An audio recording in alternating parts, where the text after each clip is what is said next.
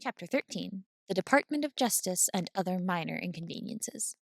Ty's estimate for our arrival back at Ashford proved good, even with minor delays for charging the truck. And one major delay, but really, nobody can predict that they'll be in the middle of a gas station robbery except gas station robbers. Collateral, Theo, and I made short work of one. The second surrendered when lightning struck his getaway vehicle. Twice. Robbery aside, we made good time. During our last charging break before we entered Ashford city limits, I looked up recent developments in my case. The first half of the news article didn't have much of anything that I didn't already know. Video online, suspected police corruption, Department of Justice investigation, the woman in the video is asked to come forward. The second half of the article gave me pause. My head whirled. I said, Ty, we've got a problem. And what would that be? All three of our known perpetrators are dead.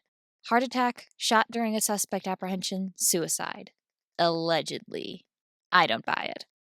My veneer of calm masked a lot of panic thoughts. 3 dead perpetrators in 3 weeks reeked of a cover-up, which meant someone with enough power to initiate the cover-up. That meant either money, connections, or both. I was betting on both. And with only Mr. Miller and me as the remaining witnesses, it didn't take a genius to figure out who'd be next on the chopping block. Mr. Miller would be okay. His death would be hard to paint as anything other than obscenely suspicious. If the boss was smart, and he had to be, he'd be looking for me next. The situation hadn't changed, but having the danger brought to the forefront caused me to break out in a cold sweat. If Ty was running the same calculus as I was, his response didn't show it. Huh. Crap. Yep. Plan? I considered our options. Talk to the Department of Justice? Ugh. He dropped his head back. Do we have to? Do you have a better idea? No. He sounded like a sulking child.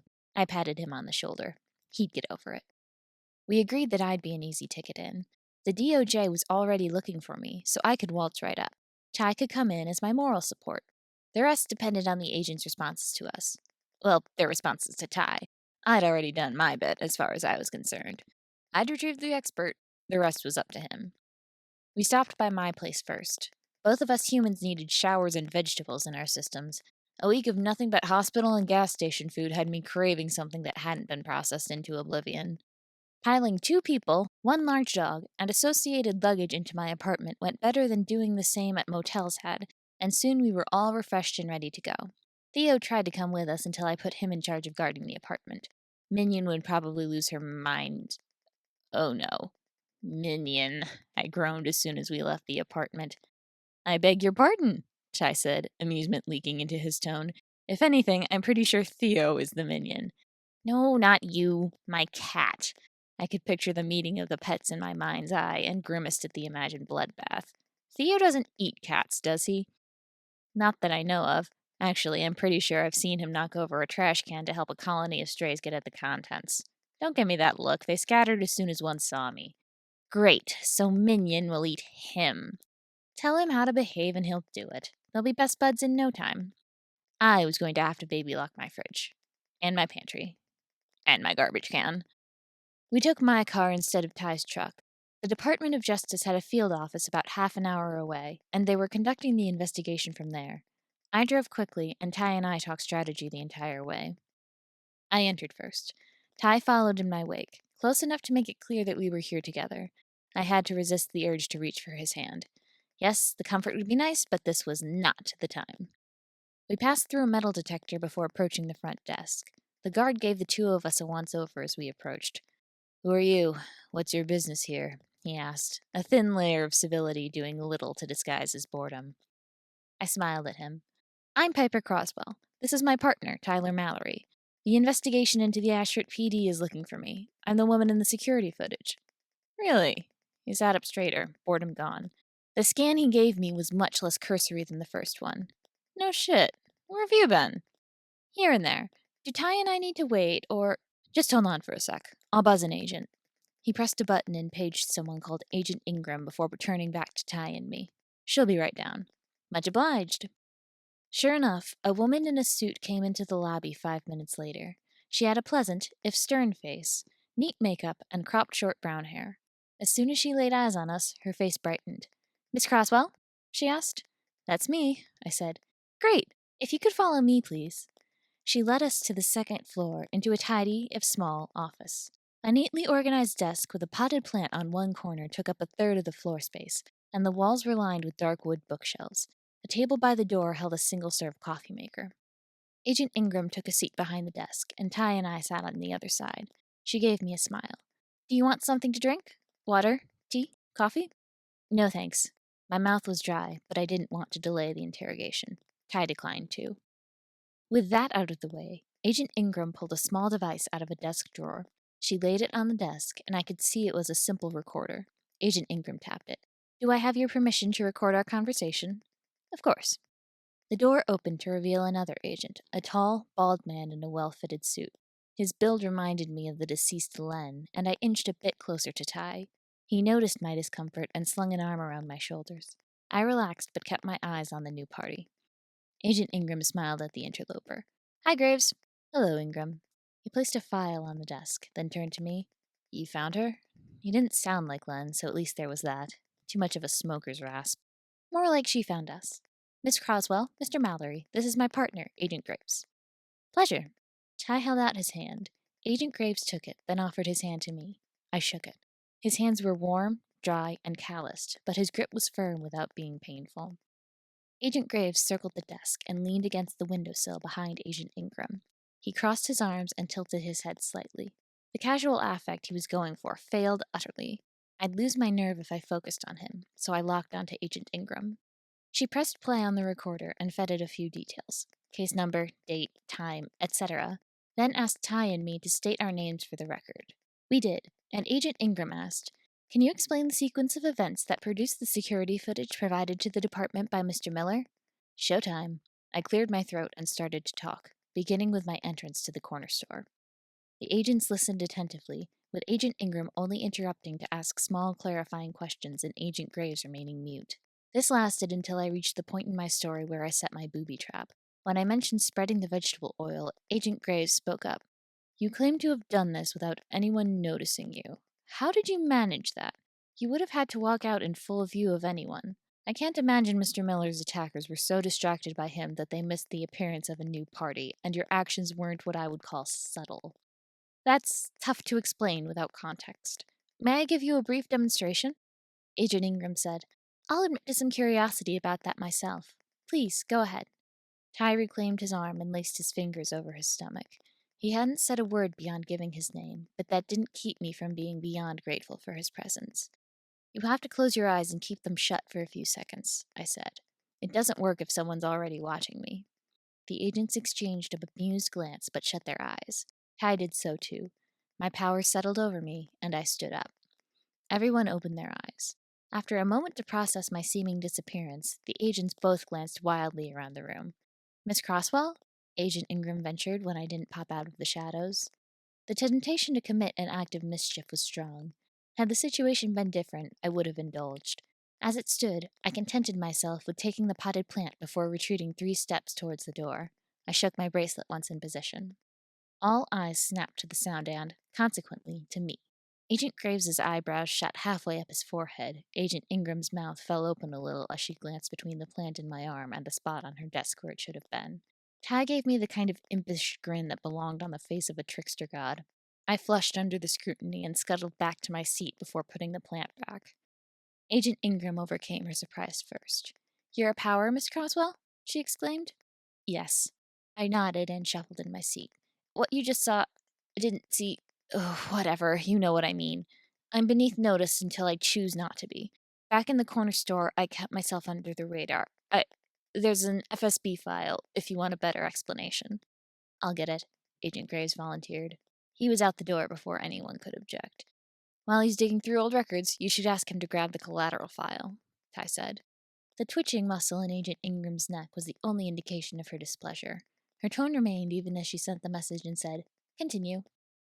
I gave a succinct but comprehensive retelling of the rest, grabbing the footage, getting spotted on camera, finding Mr. Miller, and leaving the country to find Ty.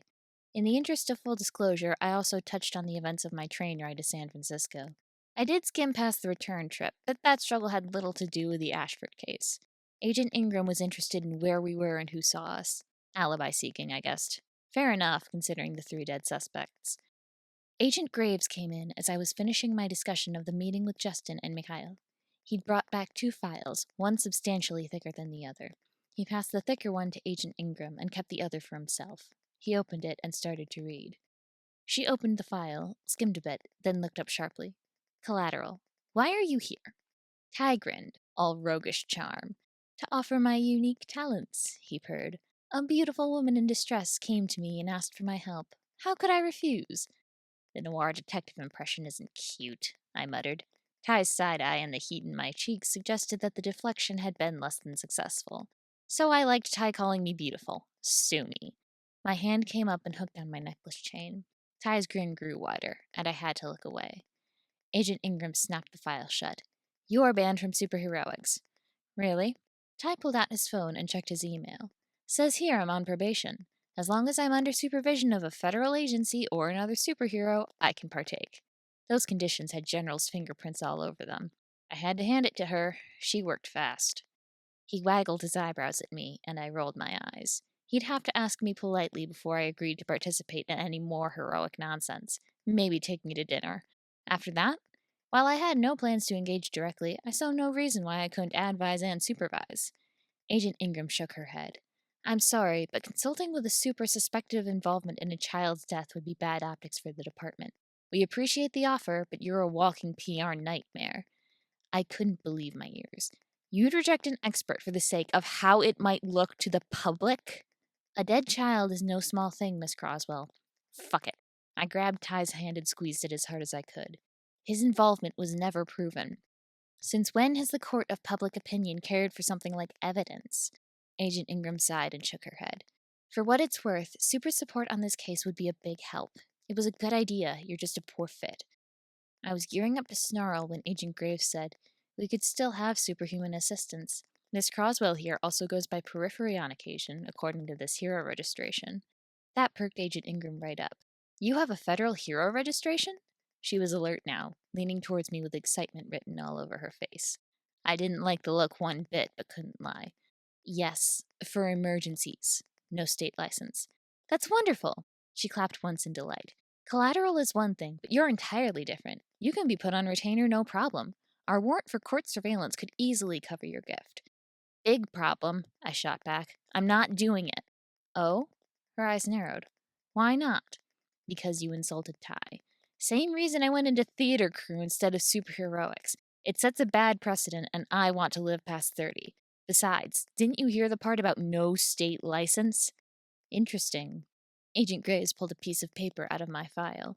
It says here you've worked on operations with Gigavolt, Delta, and Leitmotif in the past. They were my friends, or friends of my friends, and those were one-and-done deals where I had a specific role to play. I've never been the only super on a sting, and I'm not interested in changing that. You'd hardly be working alone, Agent Ingram wheedled. We're more than willing to guide or accommodate you as necessary. Besides, working for a federal agency like the DOJ supersedes your lack of state licensure. This was seriously pissing me off. I opened my mouth to snap back when Ty said, Take it, Perry. I turned to him, more than a little hurt. He smiled and squeezed my hand. You can help each other get to the bottom of all this faster, right? The sooner everything gets sorted, the sooner you can get back to your life. But I dragged you all the way here. Not a big deal. I'll play moral support. He turned to the agents. You better take good care of her. Hey! He winked at me. Fine, he had a plan. I settled down and huffed. I'm not getting myself killed for this. Agent Ingram smiled. Nobody here would expect that of you. The next few hours were a blur of briefings and papers and reassurances from all parties. The agents only let me go when I started swaying on my feet. Ty took me by the hand and hustled me away before they could change their minds. He bundled me into the car and all but ordered me to tell him the location of the nearest Chinese takeout place. I was too wrung out to do anything but listen to him. He drove us there and left me in the car to place our order. I dozed while I waited and got in deep enough to have some strange thoughts about fate and connections by the time Ty came back. He dumped the bag of food in my lap and peeled off. I expected him to head straight back to my place. Instead, he pulled into a public parking lot and started to root through the bag. I got you General Chow's chicken and me spare ribs, he told me. Eat up, then we can talk. Don't start, you're dead on your feet. He wasn't wrong. Getting some carbs and protein in my stomach went a long way towards turning me into a semblance of a functional human being, and I ate through a good chunk of my takeaway box before asking, "What was with you back there? You let them get away with exactly what they wanted." He swallowed his bite of fried rice and said, "One of us needed to be in the op. Would have been better if it was me. Thing is, you can bring me in. I'll be your sidekick." I can't help but feel that's exploiting a loophole. Nah, he shrugged. Sidekicks are pretty much the sole responsibility of the presiding hero. Nobody in the system can mess with them. You taking me on means I can operate under your authority. I considered the suggestion. The DOJ isn't gonna like this. Fuck 'em. I came here to help you, and I'm not giving up on that without a fight. He pulled out a chunk of rib meat with his chopsticks and held it out to me. Well, I couldn't back out now. I picked up a piece of chicken the same way Ty had and offered it to him. All right, sidekick, let's make waves. I was about to drop the chicken onto his tray, but Ty leaned down and took it off my chopstick with his teeth. He had the audacity to wink at my gobsmacked stare. I went scarlet. The less said about my heart rate at that moment, the better. Still, a challenge was a challenge, and I accepted his spare rib the same way. We spent the rest of the meal passing bits of our food between ourselves. Queries, kudos, or concerns? Like, comment, and subscribe. Thanks for listening.